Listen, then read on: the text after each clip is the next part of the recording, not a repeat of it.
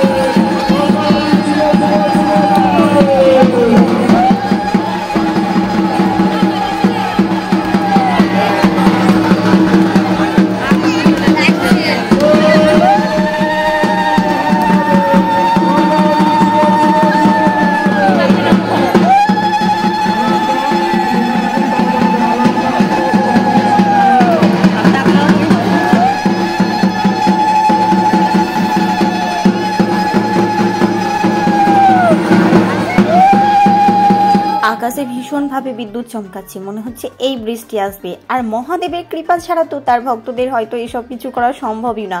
তাদের যে মনের মধ্যে কি প্রবল জোর আর কি শক্তি, কি বলবো। দেখো, পিঠের মধ্যে বংশী গেঁথে এতবার ঘোরার পরও কি সুন্দর নাচতে নাচতে পুরো ফিল্ডটাকে কভার করে নিল। আর সে তো যেন নামতেই চাইছিল না, বলছিল আরও ঘোরাতে। সত্যি মহাদেবের কৃপা ছাড়া হয়তো এসব কিছু সম্ভবই নয়। হর হর মহাদেব।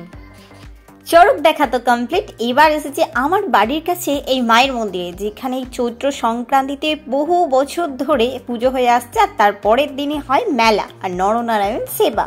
তো সেখানে এসেছি, আর এই দেখো কত ভিড় রাস্তায়, আর পাশেই রয়েছে মন্দির। হ্যাঁ, 1994 সাল থেকে জানো তো আমাদের এই মন্দিরে পুজো হয়। সেই ছোট্টবেলা থেকে দেখছি এই মায়ের মন্দিরে পুজো। সারা বছর ভীষণ এক্সাইটেড হয়ে থাকি কবে আসবে এই চৈত্র সংক্রান্তি, আর ভীষণ আনন্দ করে কাটাবো কয়েকটা দিন। দেখতে দেখতে চলেই হলো। আর আজ দেখো মেলার দ্বিতীয় দিন, আর কত ভিড়, কত মানুষের সমাগম। বেশ ভালো লাগে বাড়ির কাছে যখন এই অনুষ্ঠানগুলো হয়, আর অনেক মানুষ দূর দূরান্ত থেকে আসে, একে অপরের সাথে দেখা হয় কত পুরনো মানুষজনের সাথে। আর এই দেখো এখানে হচ্ছে ভোগ রান্না, সেই ভোরবেলা থেকে শুরু হয়েছে, আর এখন রাত 10টা মতো বাজে, এখনও রান্না হয়ে যাচ্ছে। আর এইখানে আমরাও দাঁড়িয়ে গেছি মায়ের প্রসাদ খাবো বলে। পুজোর দিন আসা হয়নি, এই বছরটা তো আমরা আর পুজো করতে পারবো না, যেহেতু আমাদের এখন ঠাকুমা মারা গেছে, তাই এক বছর না হলে আর হবে না। আর ভীষণ বৃষ্টিও হচ্ছিল পুজোর দিন, যে কারণে আসাই হয়নি। আর আজ এসেছিলাম দ্বিতীয় দিন। কত মানুষের ভিড় দেখো, অনেক মানুষজনের সাথে দেখা হয়েছে, ভীষণ আনন্দ করে কেটেছে এই পুজোর কটা দিন। আর এইখানে দেখা হয়েছিল আমাদের স্যারেরও সাথে। আর শেষমেশ চারপাশে মেলা টেলা ঘুরে এইখানটায় দাঁড়িয়ে একটু ভাবছিলাম, যদি আবার ছেলেবেলায় ফিরে যাওয়া যেত, তাহলে এইখানে আমরাও উঠতে পারতাম। আমাদের সময় আর কোথায় ছিল। আজ আসি, দেখা হবে আবার কাল নতুন কোনো ভিডিওর সাথে। চ্যানেলে নতুন হলে প্লিজ সাবস্ক্রাইব করে যাও। সকলে ভালো থেকো, সুস্থ থেকো, বাই।